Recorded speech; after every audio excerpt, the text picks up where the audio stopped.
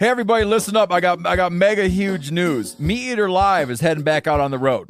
That's right. Join me and the crew.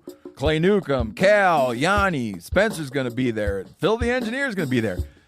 Meat Eater Live headed back out. Now, when you get every ticket, okay? Every ticket you buy, you get a signed copy of our new Meat Eater Outdoor Cookbook. This tour is celebrating the release of the book. Buy a ticket, get a signed copy, Meat Eater Outdoor Cookbook, wild game recipes for the grill, smoker, camp stove, and campfire, which I'll point out is a $38 value. Here's where we're going to go. April 23rd, the Mesa Art Center in Mesa, Arizona. April 24, the Balboa Theater in San Diego. April 25, the Grove in Anaheim, California. April 27, the Crest Theater in Sacramento. April 29, the Union in Salt Lake City. April 30, the Egyptian in Boise. May 1, the Wilma Theater in Missoula. May 2, the Bing Crosby Theater in Spokane, Washington. May 4, Revolution Hall in Portland, Oregon. And May 5, the last day of the tour, Pantages Theater in Tacoma, Washington. For tickets and more information, visit the events page at themeateater.com. Hope to see you at the show. Hey, this is Tyler Jones, and you're listening to the Element Podcast.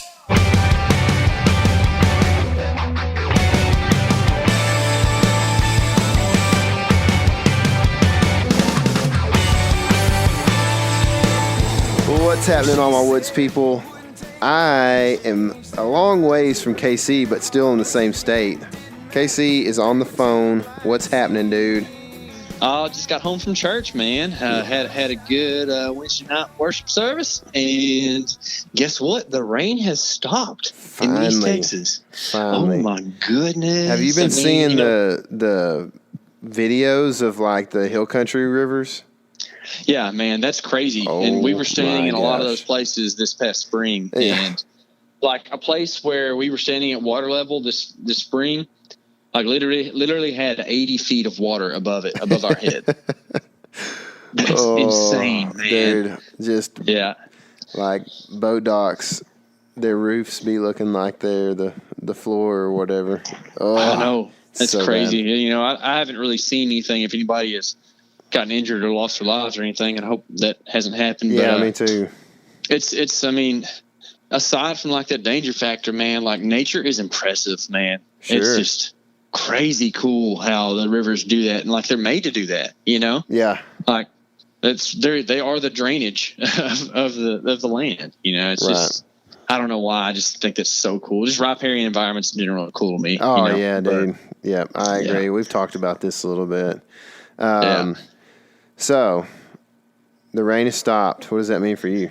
The rain has stopped. That means I'm going hunting in the morning, and I'm pretty stoked about it, really, because I drove past my property on the way home from work today and saw 2 of my bucks. Now, I don't think either of them are shooters, but still, just like seeing the bucks in the pasture, like they were right next to a place that I've set up a mock scrape. So I don't know if they were messing with it or not, but they were on a field edge, you know, and anyway, I'm pretty excited to get in there. I know that they're using my property right now, Right. you know, so I know they're in the general area.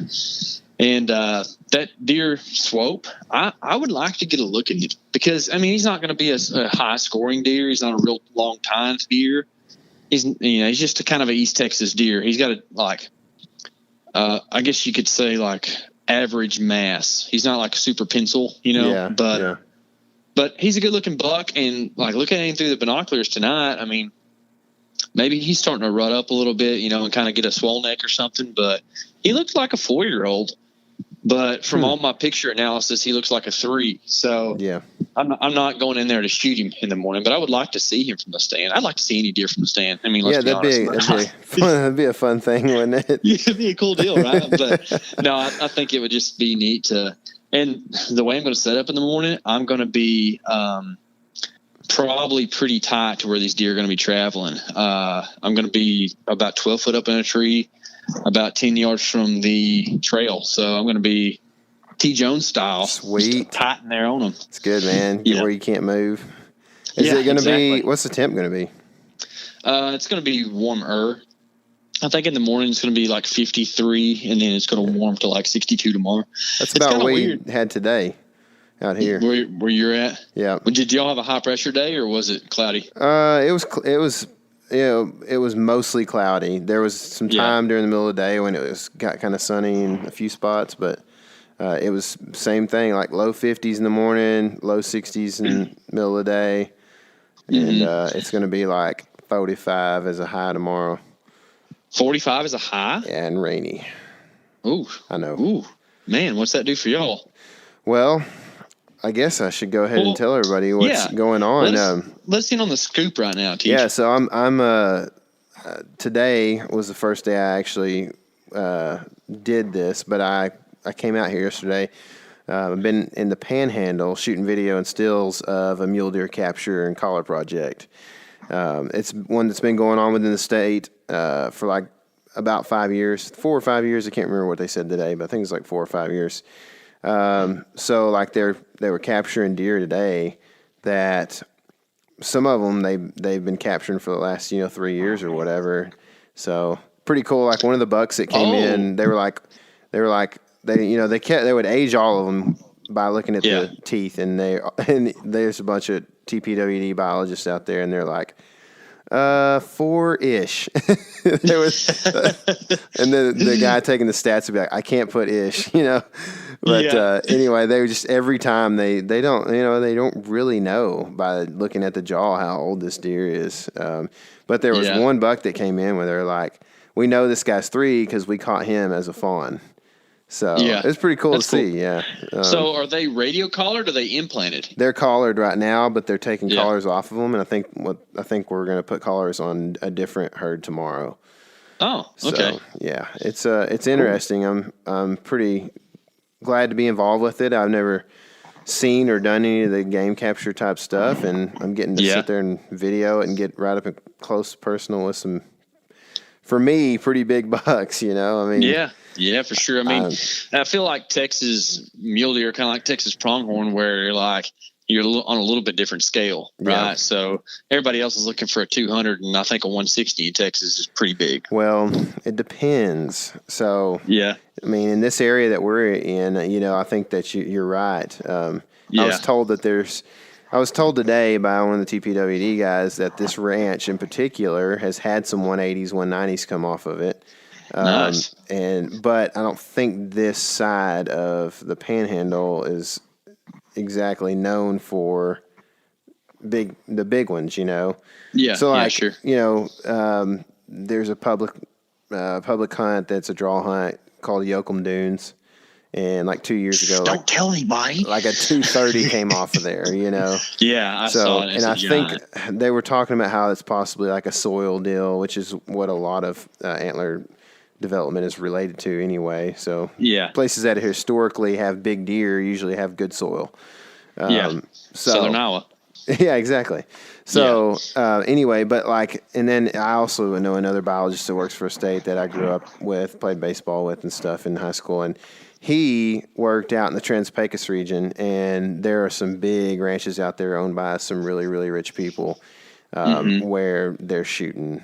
I mean, they're looking for 200s every year. Of course, they've got several, tens of thousands of acres, but they are looking for deer that big. So they exist. They're just in certain places, and they're not really, and they're localized in those certain places, and they're not really available on too many public hunters. You know what I mean? Yeah. So, yeah. But it's very interesting, man. It's cool to be involved with them because I don't have a whole lot of. I mean, I've seen mule deer here and there. Seen them sometimes, in Kansas. I shot a forky back a long time ago when I was hunting in Texas.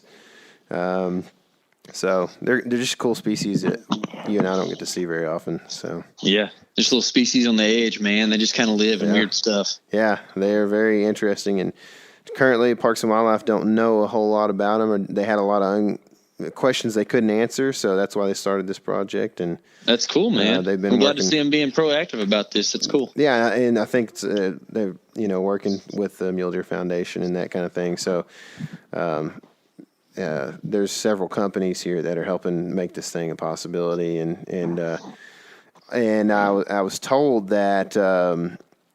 that Pittman-Robertson Act really came into effect here with dollar matching and everything when they got ready to put a budget to this project. So it's a very expensive project.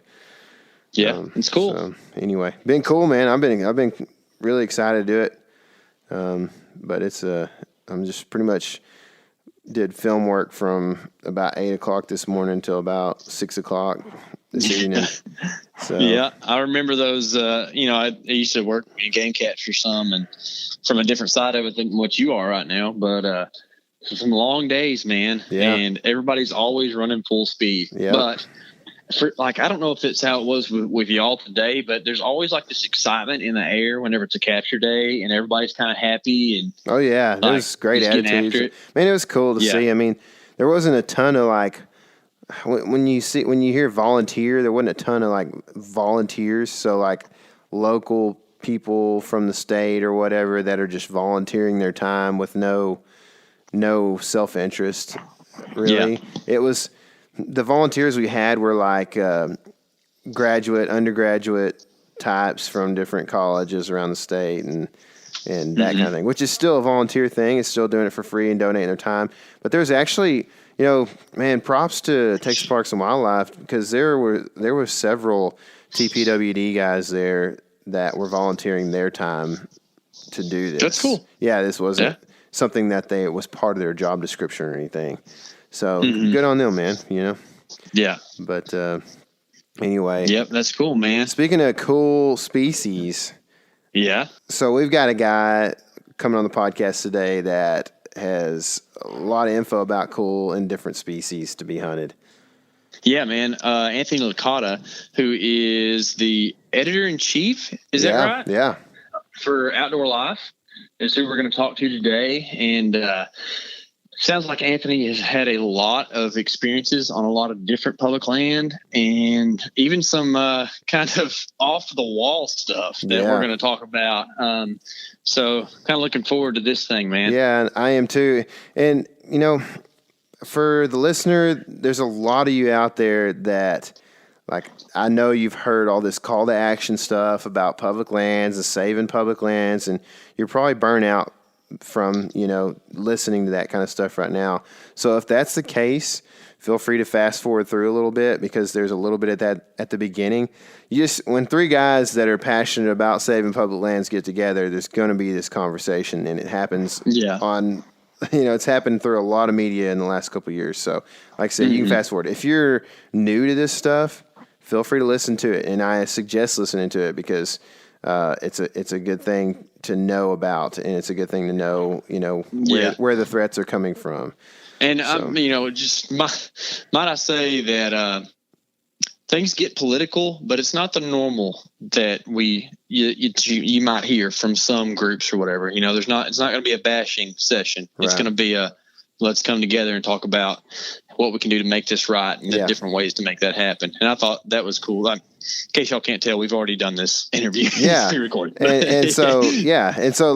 But after we get done with that, we finally get into some really cool, interesting opportunities that exist, and also like planning out your fall on public lands. So yeah, exactly. It's a cool deal. I feel like we have a tendency to like just go whitetail, and the season's over. Right. Yeah. But there's actually so many other cool things we can be doing and utilizing our public lands for all fall and spring and summer for the truth of the matter. But we're talking about like planning out a fall hunting season, and there's a lot of seasons open, and to get a true appreciation for the gift that we have in public property.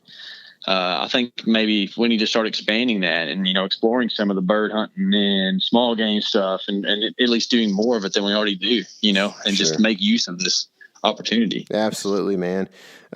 So before we get to that conversation, real quick, don't forget we're doing a giveaway. We're giving away a trail camera. This is an Exodus Trek trail camera. I think they list for like $150 on the website. Yep, that's right. So it's a nice trail camera, man. Does HD video, and takes great stills as well, man. We use them. You can lock them. They have theft protection. Yes. And all kinds of stuff. And we're going to give that away for iTunes reviews, correct? That's right. And we are giving it away. What's the date, Tyler?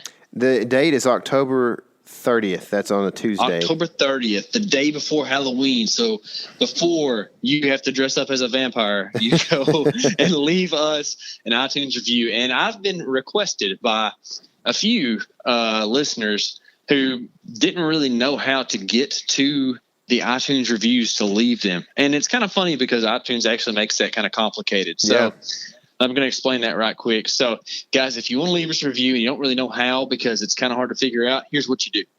You go to your podcast app, which isn't iTunes. It's its own thing, on your phone. And you have to go search the Element Podcast. You can't just go click on our icon that you have saved because we're in your feed. You actually have to search it. Click on the search result, the Element Podcast, and then scroll down. It'll show like 10 podcasts, like our 10 most recent. And then at the bottom, it'll have a place that lets you mark how many stars. Go to the 5th star, click that, and then you can write a review. So you can't just go to our thing in your feed, but you actually have to search it. But if you do that, you'll be able to leave a review. Nice. Pro tip. So if you have any questions, just send us a message on social media and we'll try to further explain that. We've already had several messages inquiring about how to do that. So, but if you want to review and rewind this thing 15 seconds at a time, listen to KC say all that over again, go do it right now. And then we're going to get Anthony Licata on the phone. What do you think? Sounds good. All right. So now on the phone, we have Anthony Licata. He's the editor-in-chief for Outdoor Life. What's been going on, brother? Hey, man. Thanks for having me on today. Sure thing, man. We're glad to do it. It's a pleasure for sure. How's your early fall been going? Oh, it's been going pretty good so far. I got out a couple times bow hunting for whitetails back where I'm from. I'm from Pennsylvania originally, and I have a hunting camp there, and I loved bow hunt. So I didn't get out west and big game hunt earlier in the year, so my first hunts have been kind of close to home, up in a tree stand, chasing whitetails, but I love to be there. Cool. So is that on some family land there in Pennsylvania? Yeah, it's a combination. It's on some family land that we have, but I also hunt quite a bit of public land in Pennsylvania. Cool. Pennsylvania's blessed with a great public land system, not so much federal land, although there is some of that, but they have a great state land system. Mm-hmm. Gifford Pinchot, who was one of the pioneers of the National Forest Service, ran with Teddy Roosevelt, one of the people responsible for much of what we have these days. He was actually the governor of Pennsylvania as well. So he set up a terrific system of public lands dedicated to hunting in Pennsylvania. And that's where I grew up, hunting on public land like that. And I still love to do it and do it quite a bit. Yeah, that's pretty neat. So I've heard, Pennsylvania is a pretty there's a strong heritage of deer hunting as a tradition there. Are those public lands, is it hard to get away from people out there? Sometimes. Pennsylvania we have a lot of land, but we certainly have a lot of hunters and a lot of deer hunters. Yeah. So, sometimes they can be crowded, the opening of the season, the rifle season, certainly. But, it's true on public land in many places. You just put in a little bit of extra effort and you can get away from people. You hike farther than the road. A lot of people don't go too far from where they're parked or too far from the trail. And so, I try to find those spots that are way back in. Maybe I got to roll up my pants and cross a stream or climb a steep ridge. That cuts out a lot of your competition right there. Yeah, sure. Yeah, for sure. We found that water access stuff makes a huge difference. And it's cool to see that, Pennsylvania has such a thriving hunting heritage that continues today, and it's kind of interesting to see that you also have a correlation of having a ton of public land to hunt, right? And I got to think that those two things have something to do with each other. Absolutely. I mean, it's a huge part of the culture of the state.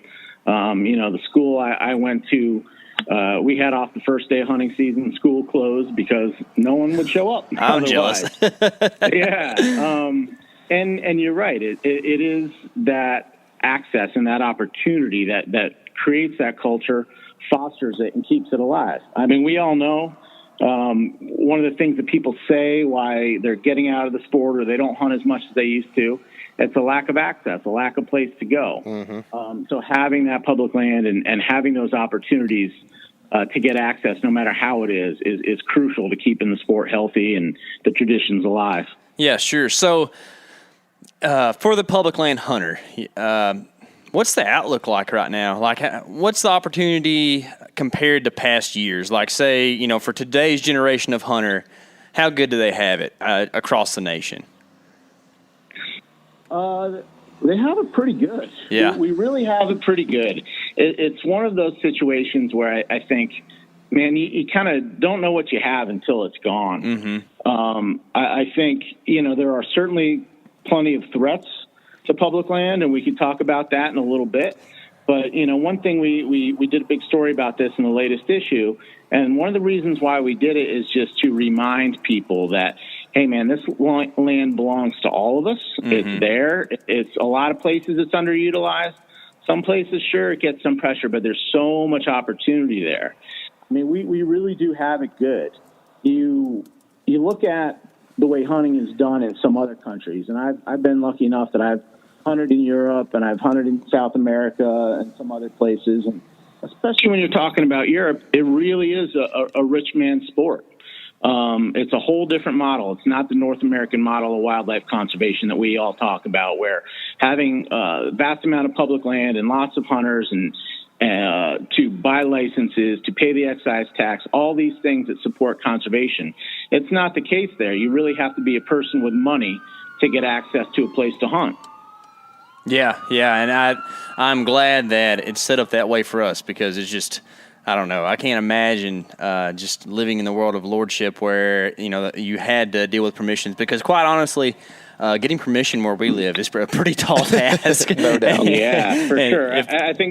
I'm sure it is there, but that's getting more true everywhere. Yeah. Especially when it comes to deer. Yeah, exactly. And, we all, just as you were talking, we all love our whitetail, but I think that's kind of one of the big things we miss on some of the public land stuff is that, we all get caught up with big game and whitetail, and so be it. But, man, there's a lot of fun to be had, chasing little critters too. And I think that's one of the big parts of why public land is so cool, because we all can access it for our own specific desires and all share it, So I don't know if it's something that everybody feels. Sometimes if I'm in a whitetail stand and some squirrel hunters roll through, it's not the funnest thing. But if you sit back and look at the bigger picture, it makes sense, and I'm glad it's the case. So, what are some of the big threats that you see to public lands that are kind of on the forefront right now that might affect hunters in the future? Sure. There are quite a few of them, unfortunately, and I feel like make us feel good, man. Let's not feel bad. Yeah, I don't want to bum everybody out, right? Yeah. Because the way I started was this very positive thing that we have this land and we have this ability, and that is still true. So we should feel very, very proud, very confident, and optimistic. But the thing is, we just can't get complacent. And lose what we currently have. That's kind of the situation. Right. There's a few threats, and I'll try to be pretty quick about them. And I think many of your readers are kind of familiar with some of them. One is this push coming from lots of different places to transfer ownership of federal lands to the states. That's something you see a lot of politicians from different Western states talk about. And they say, well, the federal government can't manage these lands, give it to the states and let them manage them. And while that may, sound like there's some logic there, the truth of the matter is the states cannot manage them. I mean, some of the firefighting budgets required for these lands would bankrupt many of these states. And they don't have the funds or the personnel to manage them. And what has invariably happened whenever there's been transfer of federal land to state land is much of it is sold. It's sold, and made private, and people lose places to hunt and fish. It happens all the time. And, the answer is not transferring it to the states. It's to making sure that our federal government is able to manage them and has the resources they need, and that we hunters are out there using them. Mm-hmm.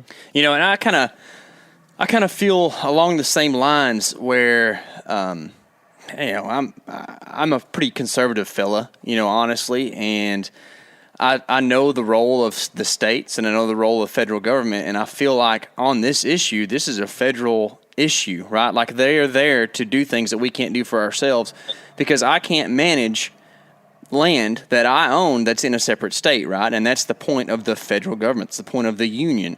So this whole rhetoric of let's give it to the states, well, I don't want you to give my land to the state of, I'm not going to name one because I don't want to be negative about another state, but, that's my point. Right. It's our land. It's not those states' land. We didn't, and it's kind of funny, one of the things you hear, you might even hear that out of our great state of Texas, is let's give it back to the states. Yeah. Well, it never was the states. If you want to give it back, you can talk to Native Americans, and I'm sure they would love to have it back, but that's not...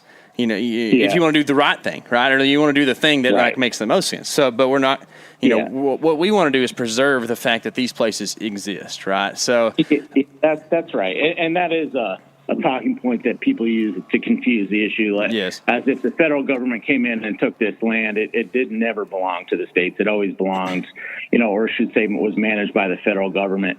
And I've said it several times, but I don't like to say it that it's.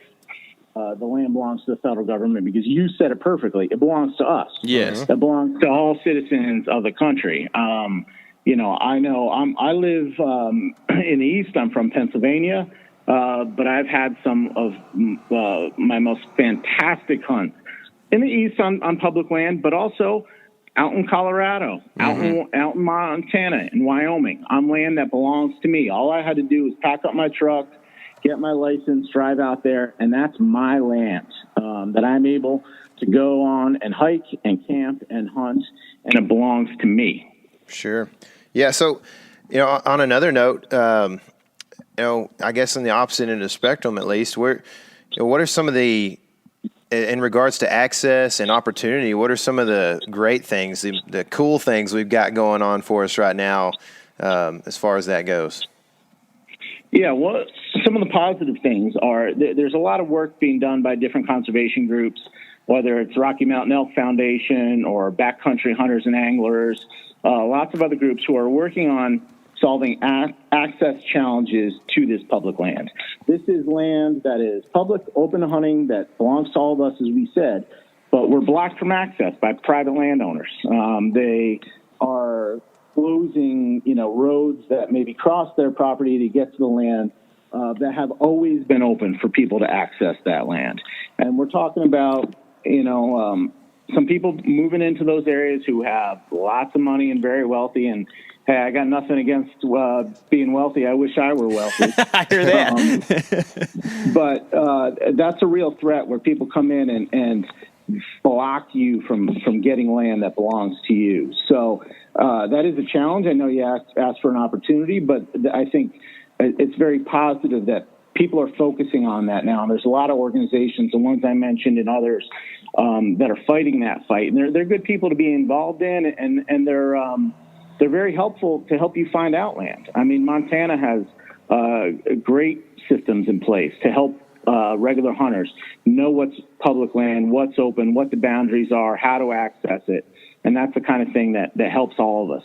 Yeah, sure. So, you talked about hunters, and that's really what we're all thinking about this time of year. Like, it's hunting season.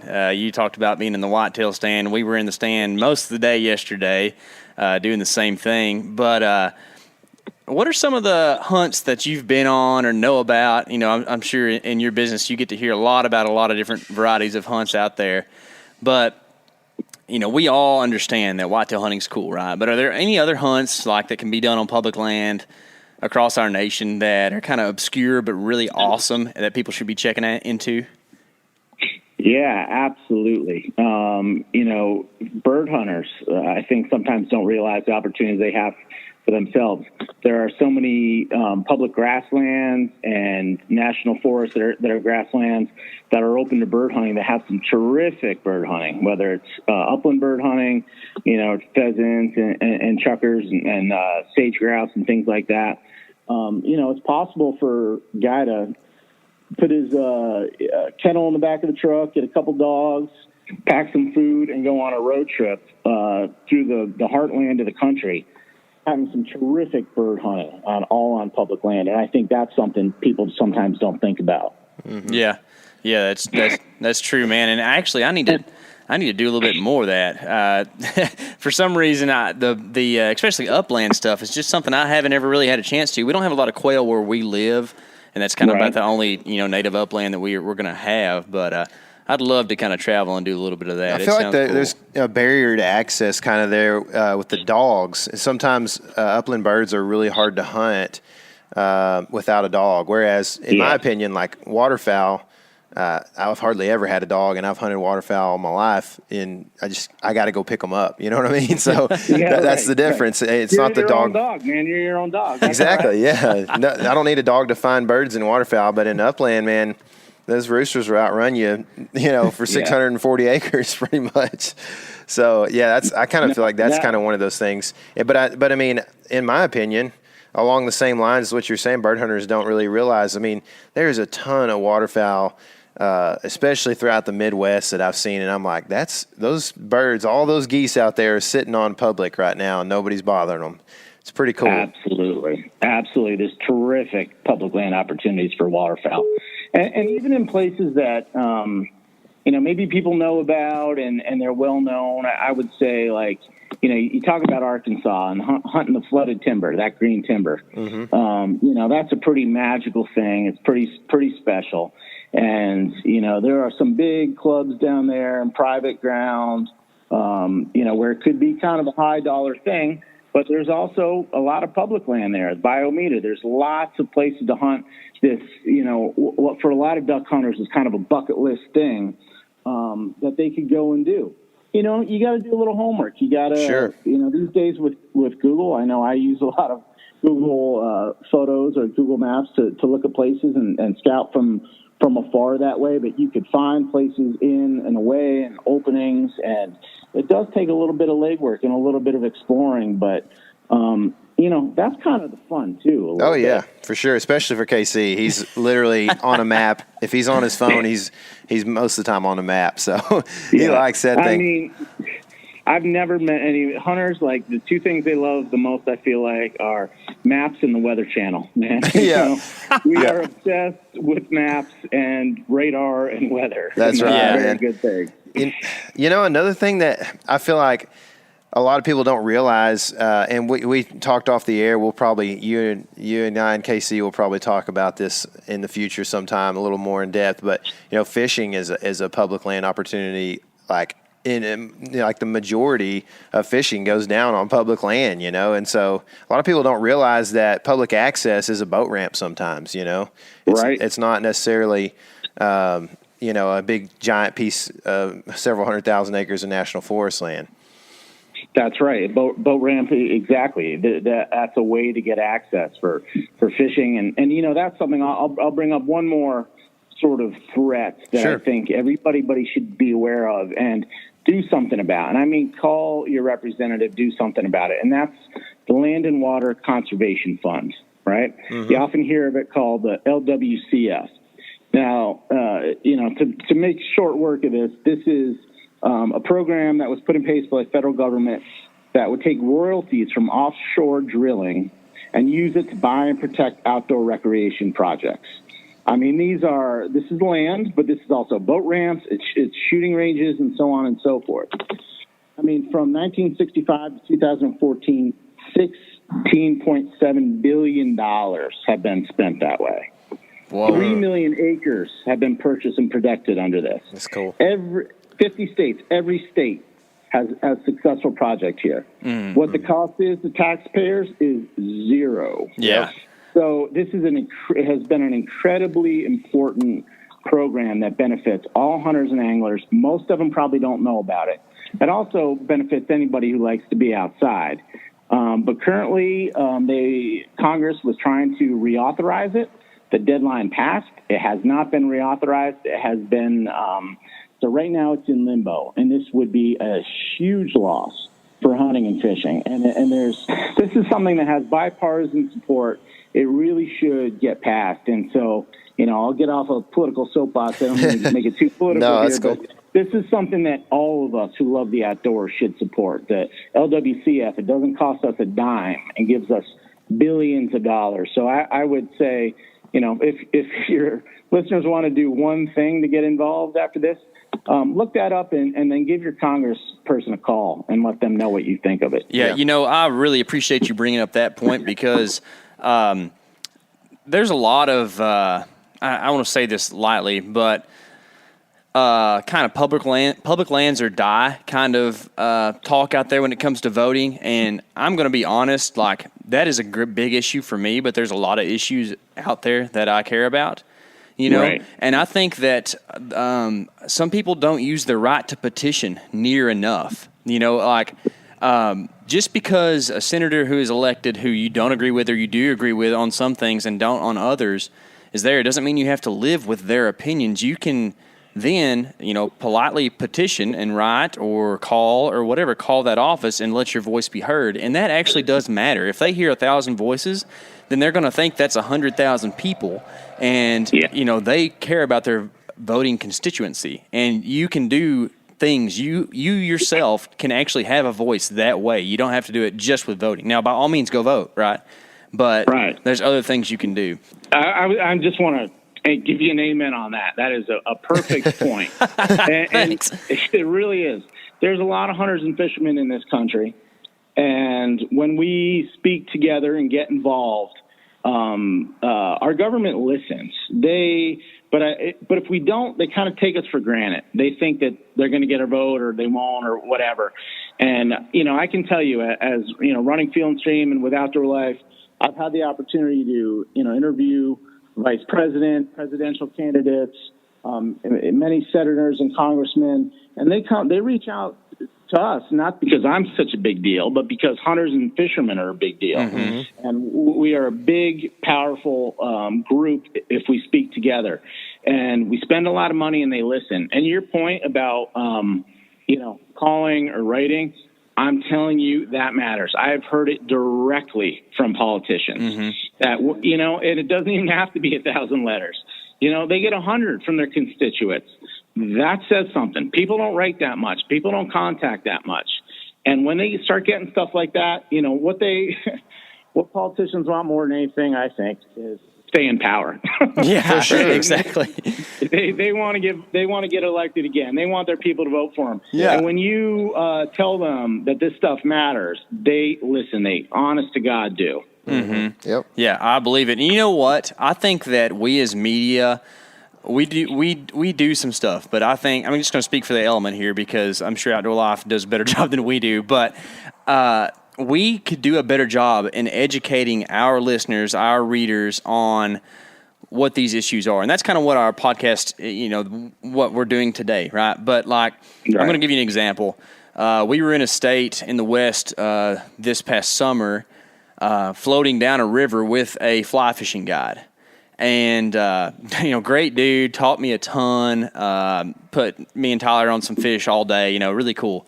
But he didn't know what the Land and Water Conservation Fund was. And he's using 2 boat ramps on this river that I'm all but positive, were partially funded by LWCF funds, and this is a guy who's making his living off of that. And, nothing against him, but he needs reliable media to inform him that these things are happening.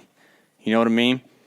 Absolutely. Absolutely. I think, when we're hunting and fishing, we're out there because we love it. We love the outdoors. We love nature. We love the connection it gives us, the food, the family, all of that. Who wants to think about politics? That's kind of what we get. We're getting enough politics every day in media. But, we tend to want to get away from that. And that's kind of a struggle for us. And I imagine you guys is when we're talking to our audience, it's not the most exciting thing in the world and maybe kind of a bummer, but as we did with this story in the latest issue about public land, we told them what's at stake and what they're getting and backed it up with numbers. But it was also driven by the fact that, like, hey, here are a bunch of great hunts that you could do, and here's how to do it. It is a struggle, but if people just understand that you don't have to be a political junkie, you don't have to be involved in all this stuff, just be aware of it, make your voice heard, and realize what we have. Yep. And try to keep it, and it makes a huge difference. Yeah, and that reliable media source, if you believe in them, you've done a little fact checking, you can kind of just, I don't mean to say this, I don't mean for this to have any negative context, but you can kind of almost tune out a touch and just trust that media source for a little while will give you the information you need on what to vote on, what to speak up on, and you don't have to know how every single congressman voted or whatever, So, right. But you said this, so I'm going to get us away from politics and go back to awesome hunts that we can do. Is there anything else out there that you can think of, like Casey said earlier, it's obscure, that's whether that's like some kind of gator hunt or some awesome squirrel hunt that just happens, there's awesome amount of squirrels there every year or whatever. I mean, is there anything out there, rabbits, that's just an awesome hunt to go on that maybe people don't think of most of the time? Yeah, sure. There's a lot of those like kind of sleeper spots and sleeper hunts all across the country. I mean, this is not everybody's cup of tea, but Burmese pythons have been introduced to South Florida and are devastating. Oh, yeah. The natural ecosystem down there. So we did go on a Burmese python hunt. That's awesome. Yeah, that was pretty cool. Made a pretty cool story. Yeah. And it is very important because they are devastating native wildlife populations. Yeah. But like there's things like that where their wildlife managers are begging people to hunt. There's elk. Everybody thinks about elk out west. Well, there's elk in the south, in Kentucky, the Daniel Boone National Forest. Got to draw a tag, but you could draw it. That's kind of an underlooked hunt. Mm-hmm, there's some kind of cool things like that everywhere. And then, you said about squirrels, and I'll talk about something that happened to me just a couple days ago on Sunday. I took my two children, they're 10 and 6, fishing on Sunday. We went to a piece of public ground. It's a beautiful piece of public ground that's owned by the state of New York. And we were there fishing. We caught some fish, and it was great. But as we were fishing, who pulled up but a couple of guys getting ready, putting on their hunting gear, and they were going squirrel hunting. And these are guys that I went over and I talked to them a little bit. They were adults. They're kind of new to the sport. I would say they're not kind of the traditional hunter that you would think. He's been doing it his whole life and, raised because his daddy taught him that way. They were people who were interested in it, interested in getting out. And here they are going out for squirrels. And this piece of public land would be great squirrel hunting. I've never hunted it for squirrels. I hunt it for deer. I go and I bow hunt there, and because it's close to some population areas, it gets a little crowded. But I'll tell you what, no one was there squirrel hunting that day. Yeah. It was just them. And there's places like that all over the place. And I know last year I was on a whitetail hunt. This was not public ground. It was private ground, and I killed a nice buck, and I had a couple more days. And I spent them squirrel hunting, and I hadn't been squirrel hunting probably, 6-7 years. Oh, man, was it fun. We had a great day walking through the woods, getting a bunch of squirrels, seeing some pretty country. And that night we had a big old southern squirrel fry. That's what I'm talking about. And gravy and biscuits. It was awesome. And it made me ask myself, why don't I do this more? Right. And I would say, there's public land no matter what state you're in where you could go do something like that. Yeah. Man, if you were to go get on your Instagram right now and look around, or at least for me and a lot of people, I'm sure you're gonna see these big antlered and horned things all over your Instagram, and I think that sometimes that kind of puts these it puts a value on those animals for sure, and it's a good value in most cases. But like in the minds of some people who maybe haven't done a lot of hunting or starting to get into it, it puts a value on deer and sheep and these things that everybody really is striving for and spending so much money on and that kind of thing. But in all honesty, Casey and I had the opportunity to go out just strictly for squirrels last year in February. And it was so fun because I feel like that the value placed upon those horned and antlered game species causes you to be extremely serious, to be extremely tactical. You've got to do everything. You got to, wash your clothes. You got to be quiet, all these different things. And you kind of tend to forget that, like, hunting can be a fellowship, it can be something that you do with friends and family and you can enjoy. And that's one thing. The dove hunt in Texas is probably, when opening day of dove season, it's not a holiday, but it should be. I mean, everybody's going to be off work if it's not on a weekend. And it's just a huge historical thing down here. And I think every year I go dove hunting a couple times maybe, and I say, man, I wish I did this in October instead of deer hunting and swatting mosquitoes, So it's just so much fun. You get to yell at each other across the field. The birds don't really know what's going on. It's fun. Yeah. I feel like that those small game species sometimes get overlooked because of the value that maybe society doesn't place or culture doesn't place on them. But man, they're fun. Yeah, you're absolutely right. And dove hunting does have that great tradition, especially for the opener.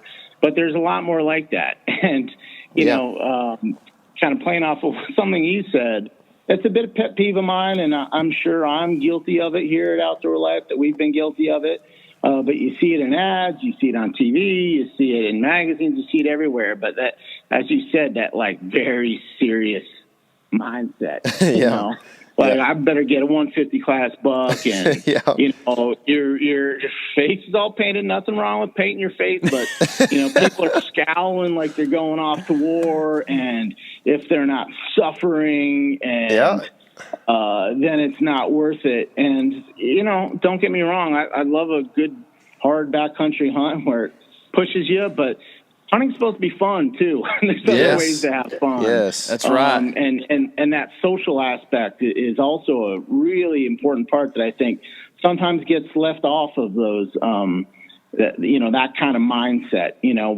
Deer camp. It used to be about sure, everybody wanted to kill deer, kill a big buck, but it was also about deer camp, being there for the week. Playing cards, hanging out, going in the woods, and now. You got your food plots and set stands, and no, don't go in there now because the wind's not right, and you better not hunt today because you're going to blow it, and don't hunt too. Well, I just want to go out and hunt, man. Let's not be so serious about it. I me and Tyler had this talk the other day, and it's cool that you bring up the deer camp thing because I 100% agree with that. I kind of missed that thing, but like. We were having a conversation, and I just said, "Man, hunters hunt. Like, let's go. Let's just get out in the woods." And it's not that I was having to talk him into it because he was game too. But we were just, we were kind of like we both were kind of in that sorrowful mood where it's like, dude, it's like 85. Why are we doing this? There's mosquitoes that are terrible. But then went out and ended up shooting a doe that night, and it would have made it for a great day. And if I would have let like. Wind that was just not perfectly optimal, or the wound was a waning crescent instead of a waxing, or something. If I let that get in the way, we would not have had that great experience. And I don't know. I think that the way that some of culture goes nowadays in hunting is that of like the loner and that of like the tactician, solo hunting. Solo hunting. There's a lot of people though that doesn't resonate with, Right. And I know we talk about a lot about like, R3, which is, keeping hunters, creating new hunters, and, reintroducing people that once were hunters. A lot of those people that we're losing or not reaching is because that, man, they don't connect with like going and freezing your butt off in Iowa and hunting a giant deer, by yourself. By yourself. That's just not, it's not what it is. But if, No, they want to go out and experience nature and maybe get some meat and have some fun. Yeah. You talked about that squirrel hunting in this latest issue, the same issue with the fall issue with Public Land Story. We have a story called The Bunny Pulpit. Yep. And this is about a preacher in Pennsylvania, Robert Ford, Pastor Robert Ford, who's just loves to rabbit hunt, and he's got a big pack of beagles. And you talk about the value. One thing that's interesting here is he does so much rabbit hunting, and he does it on public and private land. And it's private land that if he was asking to deer hunt, people would say no, right? Because that's too serious. Maybe there's money, maybe there's a lease. But when that's over, everybody will open up their land to let him come hunt rabbits. And he's got a pack of beagles, and he always goes with other people in a crowd, and it's social, and you're working the dogs, and you're talking, and you're having fun, and you're getting to access ground that you wouldn't if you were just chasing deer, and it's just a ton of fun. Right. And I think you're probably right when we talk about bringing new people into the sport or retaining them. That's something all of us are thinking about and talking about. I think we overlook opportunities like this where instead of perching them in a stand where they're freezing and they are trying to hold out for a big deer, go out and follow some beagles around and get some rabbits and sure have a meal and have a good time. Yeah, and I feel like that's something that the common person totally gets, So, like, with that in mind, I want you to do something for me, all right? You are in a great position where you get to talk to a ton of people who hunt all across the states, right? I want you to maybe lay out a really cool fall for us, all right? So let's divide hunting into, like, three things. So we're going to talk, like, big game, which is, like, pronghorn and bigger. All right, and then small game, which is, like squirrels, rabbits, that sort of thing. You know what all this stuff is. And then wing shooting, which is anything that's a bird. All right? Sure. So if you were to lay out a really good October, what are a couple of those hunts that you'd really try to do in October that you could utilize public land and do it, kind of DIY, have fun style? Not like serious, I'm going to go kill a giant, but just like if someone wanted to really get out and enjoy the outdoors. Live an outdoor life, right? How would they do that? Exactly. Yeah. Exactly. Well, since we've been talking about squirrels, maybe I'll start there. A lot of squirrel seasons open pretty early, and they're open in October. And we have one of our writers, Will Brantley, our hunting editor. He lives down in Kentucky, and he's been chasing some deer, but he's been doing a lot of squirrel hunting. Mm-hmm. And there's a lot of public land to do that, and that's. To me, this is a bit of a personal issue, but sometimes when it's still too warm, I'm just not feeling the deer hunt. You know what I mean? I hear that. I guarantee you 50 mosquito bites on each hand right now, and I'm probably not going to feel my hands either. So I think, until we get a good major cold front, I'm probably going to try to hunt something else. I'm right there with you. Yep. So, I think that's a great way to start October, to start hunting squirrels. You're kind of getting your hunting legs about you, spending time in the woods, doing something a little different. There's plenty of public land for that. Going in Kentucky, you could go, we talk about some big game, right? And it does not have to be, the biggest trophy or the biggest bull. I think, plenty of people know about this, but it's really important that you could go out to western states like Colorado, for instance. Colorado, you can get a lot of over-the-counter elk licenses for archery or for muzzleloader. And, depending on the unit, that could get all complicated, but there's ways to figure that out. Yeah. But, you don't have to draw this great trophy unit. You can get over-the-counter tags where there's a lot of elk and a lot of public land. And, maybe you'll kill a raghorn bull, maybe you'll kill a big one, maybe you'll have a cow tag. Yeah. But that's, people dream about an elk hunt, especially people who don't live out west. That's a very doable thing. Mm-hmm. To get in the car, drive out there, have a terrific hunt in spectacular country at a beautiful time of year, man. The Aspen's all lit up. And I think that's something that is a real treat that's open to all of us. Sure. Upland birds, yeah, man. I would say since we're kind of in the middle of the country now, Colorado, you go up north to Montana, eastern Montana. There's so much public ground open for bird hunters, all kinds, where you could just walk for miles and have some of the best bird hunting that you could ever have. And I think that's something that I would love to do. I'm not doing that this fall, but I kind of wish I were. Mm-hmm. Yeah. So what about what about the same thing, same general concept here, but for like what most would call like late season. So say December, January, something like that. What are a couple of cool hunts you could do for big game, small game, and wing shooting? Well, certainly there's a lot of good waterfowl hunts that time of year, right? And in each flyway, you look for national wildlife refuges, other places like that. You keep track of the ducks, and if the weather's pushing them down, there's lots of places where you could go and do some great public land duck hunting.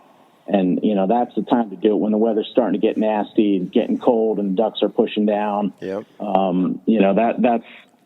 That's where I know a lot of my friends who are bigger waterfowl hunters than I am. I like to hunt waterfowl, but they have more decoys than I do and more stuff, so I tag along with them. But, that's the time where they're really looking for it. The best friends to have, man. That's my kind of friend. I ain't got no decoys. Yeah, exactly.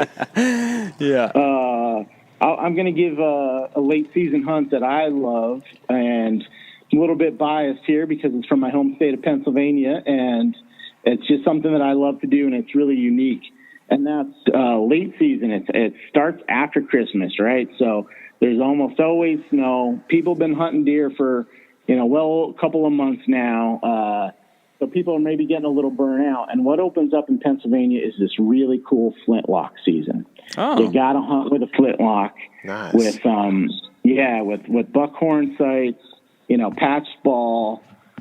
It is so much fun. It is, as I said, that is usually a social activity. There's a lot of snow. A lot of times people are driving deer that time of year, putting good old-fashioned organized deer drives together, walking through the woods. If you get a good snowstorm, to be able to track or still hunt through, it is so much fun. And that's the kind of opportunity. That's a really good one. And if you look around, a lot of states have some cool seasons like that. Mm-hmm. Yeah. That's just something that's right up my alley, man. It's just something, I don't know, obscure, like I never even thought that like flintlock had its own season. And, it's just black powder, right? Like it's just what you think of. Right. But like sometimes those things shoot 300 yards nowadays. Yeah. What's the range on one of those flintlocks? Yeah, well, I won't shoot over 100 yards. I got you. Yeah, that is really the range. A little closer is even better sometimes. Yeah. Yeah. They're accurate. Good one is accurate, but they're tough to shoot. You got to practice. Yeah. You got a little bit of a delay, but it's really a lot of fun. It's a really fun hunt. Oh yeah, it sounds like it, man. That's really cool. So for the listener that's interested in this kind of stuff, what's the best way for them to see more of your articles and works? Yeah, so you can always go on outdoorlife.com. The public land story that we've been talking about, that is online right now, and it has all the facts and figures. It's got some really great stories of why, how great public land hunting can be, kind of fun adventure stories. Then we have a lot of real practical stuff about tactics, about really how to be successful in these places. Mm-hmm. And then we have all kinds of facts and figures about the opportunities that are out there. So we named some of the best ones across the country, how many acres are available, different ideas. That's a really good place to start. So you can either pick up the fall issue of Outdoor Life, which is full of great stuff, so I would recommend doing that. Or you can go online, outdoorlife.com, and see everything we've been talking about. Cool. It sounds great, man. We'll make sure to link to Outdoor Life and a couple of the articles we mentioned here. So if the listeners are interested, that'll be in the show notes below. Anthony, I appreciate it, man. I hope you have a good fall. I do too. I'm ready now. It's been a little warm here, but now it's cold, and I'm ready to really get serious. And so it was great talking to you guys. Yes, I hope you guys have a good fall too. And if you have some success on public land, send me some photos. I'd love to see. Yeah, sure will, man. Will do. Appreciate it, man. Maybe we'll talk to you about trout after all the cold weather recedes. I would love to. All right, man. We'll have a good one. All right. Thanks, guys. All right. See ya. ya. Casey, do you know what caliber I should use on my snake hunt in Florida? Tyler, I'm going to say a 410. 410, That huh? would be my guess. Dude, I think feel it's like it wouldn't go into his head, man. I don't know, man. It depends on how big that Burmese python is. I know. How big do they get, though? I mean, Like 30 feet? I don't know, but I see like Photoshop pictures of them eating humans and elephants and stuff. So I don't know what's real and what's not. But I guarantee you can make one heck of a kebab out of a Burmese python. Golly, dude. They don't make trees long enough, I don't think. Dude, you could make like an inside-out popper. So instead of putting the meat on the inside, you could put the meat on the outside and stuff the snake with that cream cheese and the jalapeno. Oh, my goodness. Oh, my gosh, they're made for it. They are. I really do wonder if, like, are they edible, like a rattlesnake or whatever? Oh, I'm sure they are, man. I mean, I don't know. I don't have any way to say yes or no, but a snake's a snake. I think you could eat about any of them. Yeah, that's true. Yeah. Huh. Well, that's interesting. I was just wondering if you knew anything ballistically about how, what caliber I should take. I don't, but I would like to try it. Yeah, everybody's got their, like, here's your gun for whitetails, here's your gun for elk. What would be cool would be to shoot them on archery equipment and use those turkey guillotine broadheads on them. Just cut their heads off. Dude, that would be cool. We might have to do it one day. I bet you would like that the best, too. That way they're like, heads are gone. Yeah, Dude, I ain't never getting you on that hunt anyways. I don't even know what we're talking about. No, you would go. No, I will not. Unless you can make me a snake boot that's a bodysuit. Snake suit. So, dude, I was looking through our guests the last couple of months, and, man, I got to say this. If you can't kill a deer this year, then you haven't been listening to the Element Podcast hard enough. It's true. It's true, because I have killed a deer, man, so it works. It does, dude. And I haven't yet, I haven't listened back to all of our guests, but that's probably why. But, man, I was just, like, I just went through the list, and I didn't realize, but, man, we had, like, an all-star lineup from, like, I think it was, like, late June or somewhere in July all the way until basically, like, this week, So as far as whitetails go, so if you're a new listener and you haven't checked back, be sure and go check out some of that older content, because we had some really great guests earlier in the summer. And also, we've been getting a lot of questions in our inboxes, which is awesome, guys. Keep sending them in. But I was going to let you know that we did a Facebook Live event like a week or so ago. It went over really well. And we'll probably do another one of those in the future. So if you don't get a response back from us, which we try to do, then we will make sure to answer your question in that Facebook Live event that is not determined to the date yet. But we're going to do one of those pretty soon. So, send in questions if you got them, and we will get to them as soon as possible. Also, speaking of good content, we actually just released my elk hunt film on YouTube, which is, I'm going to go ahead and tell you, it's not like a cinematic experience. It's much more like a story of the hunt, kind of a video journal more than anything. Yeah. But it was cool because, like, I went on the hunt and self-filmed it with my parents, who were there for pretty much the whole thing. Tyler wasn't there, and then Tyler got to edit it all. So everybody tell Tyler thank you. Thank you, Tyler. But he did a really great job, and for like as he pieced together the minimal amount of footage that I brought back for him too. Dude, I hope it was acceptable for you. Like, I liked it. I tried to do the best I could, but like, I went through and picked the parts of the clips, just the clips that had something in it that I wanted or that I thought was important to the storyline, and then just the parts of those clips that I wanted for almost every clip that I put in there, and I laid it all out on the timeline, and it was over 2 hours long. So I was like, holy and cow. You can condense that to 1 quarter, which, I mean, I might be biased, but watching it, I didn't feel like it lasted 30 minutes. Like I didn't either.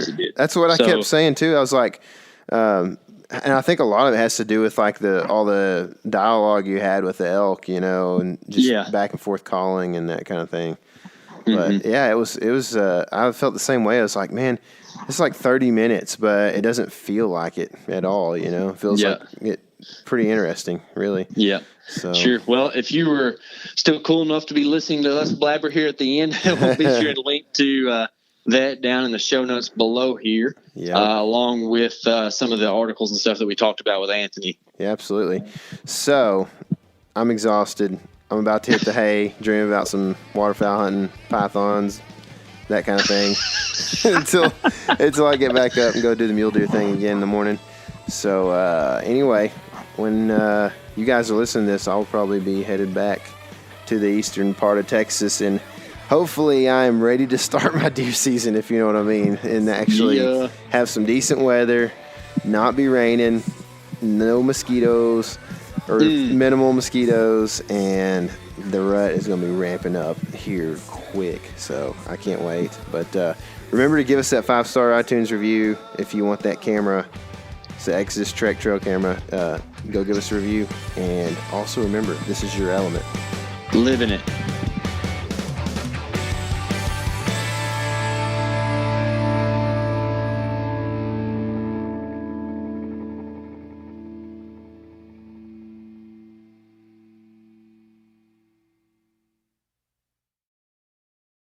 Hey everybody, listen up. I got mega huge news. Meat Eater Live is heading back out on the road.